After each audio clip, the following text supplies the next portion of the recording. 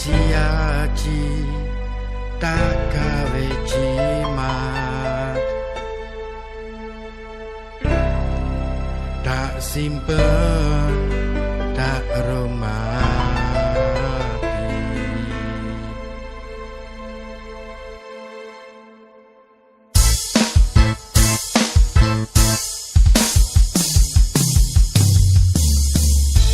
Atus keringet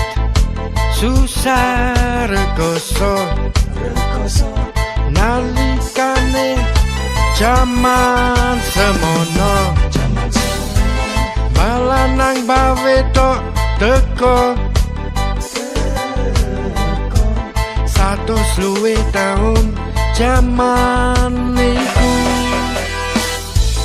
pisanan ngitak tanah Sranang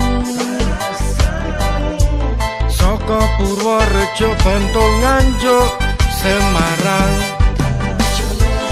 diwerep kerja ning tanah seberang,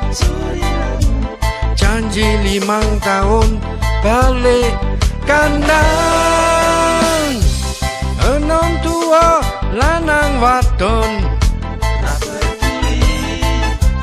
diusung pindah nyang sabrang,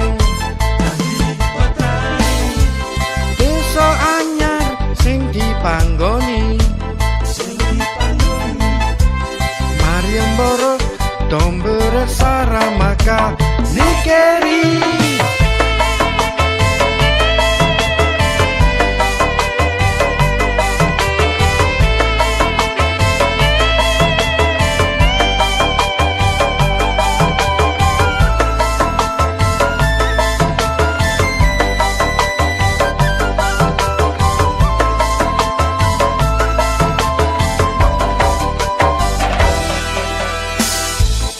Atus keringet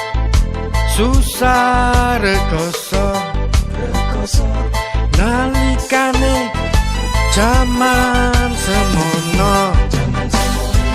balanang bawe tok teko 100 luwih taun jaman niku, enom tua lanang wadon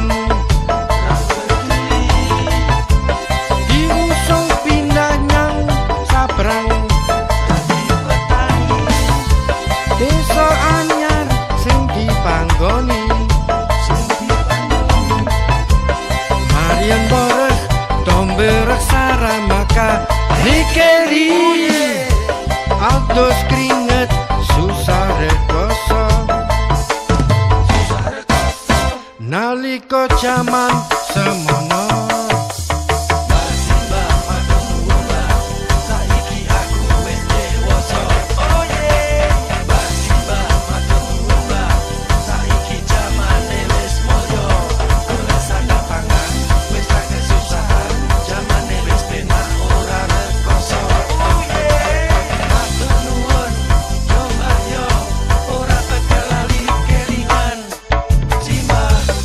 atus keringet susah rekoso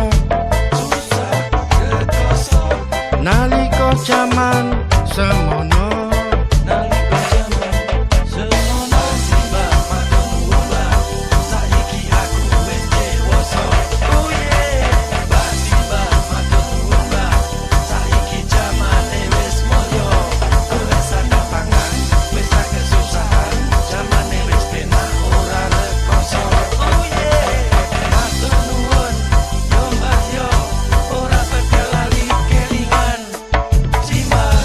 atus keringet susah rekoso nalika jaman semono, matur nuwun kagem si